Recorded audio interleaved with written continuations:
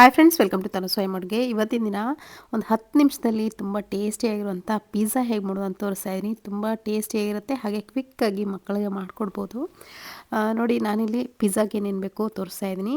1 cup ಆಗೋಷ್ಟು sweet corn ಇಟ್ಕೊಂಡಿದ್ದೀನಿ, ಹಾಗೆ ಚೀಸ್ ಇಟ್ಕೊಂಡಿದ್ದೀನಿ. ಒಂದು ಟೊಮೆಟೊನ ಈ ಥರ ಸ್ಲೈಸ್ ಆಗಿ 2 ಭಾಗವಾಗಿ ಕಟ್ ಮಾಡಿ ಇಟ್ಕೊಂಡಿದ್ದೀನಿ. ಈರುಳ್ಳಿನೂ ಅಷ್ಟೇ, 1 ಈರುಳ್ಳಿ ಕಟ್ ಮಾಡಿ ಇಟ್ಕೊಂಡಿದ್ದೀನಿ. ಕ್ಯಾಪ್ಸಿಕಮ್ ಉದ್ದುದಕ್ಕೆ ಕಟ್ ಮಾಡಿಕೊಂಡು ಇಟ್ಕೊಂಡಿದ್ದೀನಿ. 1 ಕ್ಯೂಬ್ ಬೆಣ್ಣೆ ತೊಗೊಂಡಿದ್ದೀನಿ, ಚಿಲ್ಲಿ ಫ್ಲೇಕ್ಸ್ ಮತ್ತು ಆರಿಗ್ಯಾನೋ, ಆಮೇಲೆ ಟೊಮೆಟೊ ಕೆಚಪ್ ಮತ್ತು ಮಯೋನೀಸ್ ಬೇಕಾಗುತ್ತೆ. ಸೊ ಯಾವಾಗಲಾದರೂ ಮಕ್ಕಳಿಗೆ ವೀಕ್ಲಿ ಒನ್ಸ್ ಹೊರಗಡೆ ಪಿಜ್ಜಾ ಆರ್ಡರ್ ಮಾಡ್ಕೊಂಡು ತರೋದು ಬದಲು ಈ ಥರ ಪಿಜ್ಜಾ ಬೇಸ್ ಸಿಗುತ್ತೆ ಮಾರ್ಕೆಟಲ್ಲಿ, ಅದನ್ನು ಯಾವಾಗಲಾದರೂ ಒಂದು ಸತಿ ತೊಗೊಂಬಂದು ಈ ಥರ ಮನೆಯಲ್ಲೇ ಮಾಡಿಕೊಡಿ, ತುಂಬ ಟೇಸ್ಟಿಯಾಗಿರುತ್ತೆ. ಮೊದಲಿಗೆ ಪಿಜ್ಜಾ ಸಾಸನ್ನು ರೆಡಿ ಮಾಡ್ಕೊಳ್ಳಿಕ್ಕೆ ನಾನಿಲ್ಲಿ 1 ಟೇಬಲ್ ಸ್ಪೂನ್ ಆಗೋಷ್ಟು ಮಯೋನೀಸ್ ಮತ್ತು 1 ಟೇಬಲ್ ಸ್ಪೂನ್ ಆಗೋಷ್ಟು ಟೊಮೆಟೊ ಕೆಚಪ್ಪನ್ನು ಹಾಕ್ಕೊಂಡಿದ್ದೀನಿ. ನಿಮ್ಗೆ ಬೇಕಿದ್ರೆ ಇಲ್ಲಿ ರೆಡ್ ಚಿಲ್ಲಿ ಸಾಸ್ ಕೂಡ ಹಾಕ್ಕೊಂಡು ಇಲ್ಲಿ ಮಿಕ್ಸ್ ಮಾಡ್ಕೋಬೋದು. ಅದ್ರ ಬದಲಿಗೆ ನಾನಿಲ್ಲಿ ಚಿಲ್ಲಿ ಫ್ಲೇಕ್ಸನ್ನು ಹಾಕ್ಕೊಂಡು ಮಿಕ್ಸ್ ಮಾಡ್ಕೊತಾ ಇದ್ದೀನಿ. ಜೊತೆಗೆ ಆರ್ಗ್ಯಾನೋ ಕೂಡ ಹಾಕ್ಕೊಂಡು ಮಿಕ್ಸ್ ಮಾಡ್ಕೊತಾ ಇದ್ದೀನಿ. ನೀವು ಯಾವಾಗಲಾದರೂ ಆರ್ಡರ್ ಮಾಡಿದಾಗ ಪ್ಯಾಕೆಟ್ಸ್ ಬಂದಿರುತ್ತಲ್ಲ ಚಿಲ್ಲಿ ಫ್ಲೇಕ್ಸು ಹಾಗೆ ಆರ್ಗ್ಯಾನೋ, ಅದನ್ನು ಯೂಸ್ ಮಾಡ್ಬೋದು. ಇಲ್ಲ ನಿಮ್ಮ ಮನೆಯಲ್ಲಿ ಅವೈಲೇಬಲ್ ಇದ್ದರೆ ಅದನ್ನು ಕೂಡ ಯೂಸ್ ಮಾಡ್ಬೋದು. ನೋಡಿ, ಇಲ್ಲಿ ಬೇಸ್ ಏನಿದೆ ನೋಡಿ, ಆಲ್ರೆಡಿ ರೆಡಿ ಬೇಸ್ ಇದು. ಇದನ್ನು ಜಸ್ಟು ಬೇಕ್ ಮಾಡೋದಷ್ಟೇ, ಬೇಕ್ ಮಾಡಿರೋದೇ, ಇದನ್ನು ಜಸ್ಟ್ ಬಿಸಿ ಮಾಡೋದಷ್ಟೇ. ಇವಾಗ ಈ ಪಿಜ್ಜಾ ಬೇಸ್ ಮೇಲೆ ನಾನಿಲ್ಲಿ ರೆಡಿ ಮಾಡಿ ಇಟ್ಕೊಳಂಥ ಕೆಚಪ್ಪನ್ನು ಸ್ಪ್ರೆಡ್ ಮಾಡ್ಕೊಳ್ತಾ ಇದ್ದೀನಿ.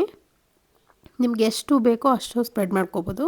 ಕೆಲವೊಬ್ಬರಿಗೆ ಈ ಥರ ಈ ಸ್ಪ್ರೆಡ್ ಜಾಸ್ತಿ ಇಷ್ಟ, ಕೆಲವೊಬ್ಬರಿಗೆ ತುಂಬ ಸಿಂಪಲ್ಲಾಗಿ ಮೈಲ್ಡಾಗಿ ಇಷ್ಟ ಆಗುತ್ತೆ. ಮತ್ತು ಮೇಲ್ಗಡೆ ನಾನು ಸ್ವಲ್ಪ ಟೊಮೆಟೊ ಕೆಚಪ್ಪನ್ನು ಹಾಕ್ಕೊಂಡು ಸ್ಪ್ರೆಡ್ ಮಾಡ್ಕೊಳ್ತಾ ಇದ್ದೀನಿ.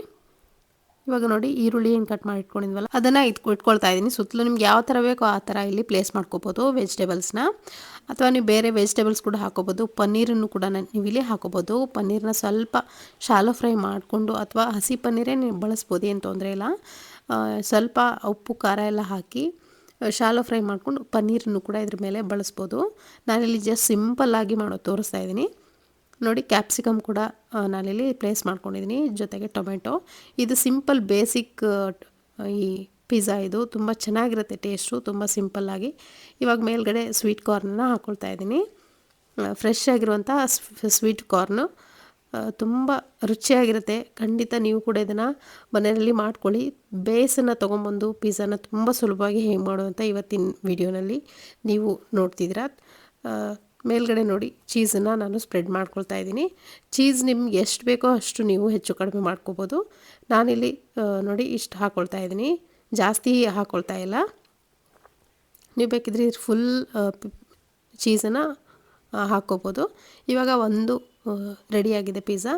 ಇವಾಗ ಅದೇ ಸೈಜಿನ ಒಂದು ಪ್ಲೇಟ್ಗೆ ನಾನಿಲ್ಲಿ ಸ್ವಲ್ಪ ಬೆಣ್ಣೆಯನ್ನು ಸ್ಪ್ರೆಡ್ ಮಾಡ್ಕೊಳ್ತಾ ಇದ್ದೀನಿ. ಬೆಣ್ಣೆ ಸ್ಪ್ರೆಡ್ ಮಾಡಿಕೊಂಡೇ ನೀವು ಈ ಬೇಸನ್ನು ಇಟ್ಕೋಬೇಕಾಗತ್ತೆ, ಯಾಕಂದರೆ ನಾವಿಲ್ಲಿ ಸ್ಟೀಮ್ ಮಾಡ್ಕೊಳ್ತಾ ಇರೋದ್ರಿಂದ ಅಂಟ್ಕೋಬಾರ್ದು. ಹಾಗಾಗಿ ಬೆಣ್ಣೆಯನ್ನು ಸ್ಪ್ರೆಡ್ ಮಾಡ್ಕೊಳ್ತಾ ಇದ್ದೀನಿ. ಅದಾದಮೇಲೆ ಈ ಪಿಜ್ಜಾ ಏನು ರೆಡಿ ಮಾಡ್ಕೊಂಡಿದ್ವಲ್ಲ ಅದನ್ನು ಪ್ಲೇಟ್ ಮೇಲೆ ಸೆಟ್ ಮಾಡಿಕೊಂಡು ಇವಾಗ ಪ್ರೀ ಹೀಟ್ಗೆ ಇಟ್ಟಿದ್ದೆ ಒಂದು 5 ರಿಂದ 10 ನಿಮಿಷ. ಉಪ್ಪನ್ನು ಹಾಕಿ ಒಂದು ಸ್ಟ್ಯಾಂಡ್ ಇಟ್ಟು ಒಂದು ಪಾತ್ರೆಗೆ, ಪ್ರೀ ಹೀಟ್ಗೆ ಇಟ್ಟಂಥ ಪಾತ್ರೆಗೆ ಈ ಪಿಜ್ಜಾನ ಸೆಟ್ ಮಾಡ್ಕೊಂಡಿದ್ದೀನಿ. ಇವಾಗ ಮುಚ್ಚಳ ಮುಚ್ಚಿ ಒಂದು 5 ರಿಂದ 10 ನಿಮಿಷ ಅಥವಾ 15 ನಿಮಿಷ, ಜಾಸ್ತಿ ಅಂದರೆ ಲೋ ಫ್ಲೇಮ್ ಇಟ್ಕೊಂಡು ಬೇಕ್ ಮಾಡ್ಕೋಬೇಕು. ಮೇಲ್ಗಡೆ ಚೀಸ್ ಏನು ಹಾಕಿದ್ದೀವಲ್ಲ ಪೂರ್ತಿಯಾಗಿ ಕರಗಬೇಕು, ನೋಡ್ತಿರ್ಬೋದು.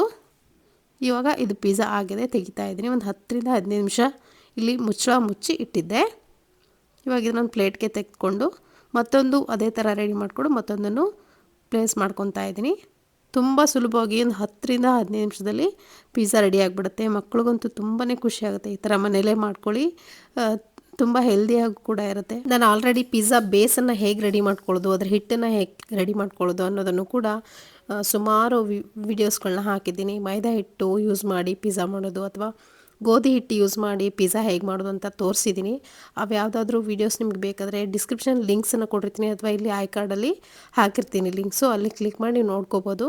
ಅಥವಾ ಇನ್ನೊಂದು ಸತಿ ತೋರಿಸಿ ಅಂತ ನೀವು ಕೇಳಿದ್ರೆ ಕಾಮೆಂಟ್ ಮುಖಾಂತರ ತಿಳಿಸಿ. ಇನ್ನೊಂದು ಸತಿ ಮತ್ತೆ ನಾನು ಪಿಜ್ಜಾ ಬೇಸ್ ಹೇಗೆ ರೆಡಿ ಮಾಡೋದು ಅನ್ನೋದ್ರ ಮುಖಾಂತರ ಪಿಜ್ಜಾ ಹೇಗೆ ಮಾಡೋದು ಅಂತ ಅನ್ನೋದನ್ನು ತೋರಿಸ್ತೀನಿ. ಸೊ ನೋಡಿ, ಎಷ್ಟು ಟೇಸ್ಟಿ ಆಗಿದೆ, ನೋಡಿದ್ರೆ ಎಷ್ಟು ಚೆನ್ನಾಗಿದೆ, ತಿನ್ನೋಕ್ಕೂ ಕೂಡ ಅಷ್ಟೇ ರುಚಿಯಾಗಿತ್ತು. ಸೊ ಖಂಡಿತ ಈ ರೆಸಿಪಿ ಇಷ್ಟ ಆಗಿದ್ರೆ ಒಂದು ಲೈಕ್ ಮಾಡೋದನ್ನು ಮರಿಬೇಡಿ.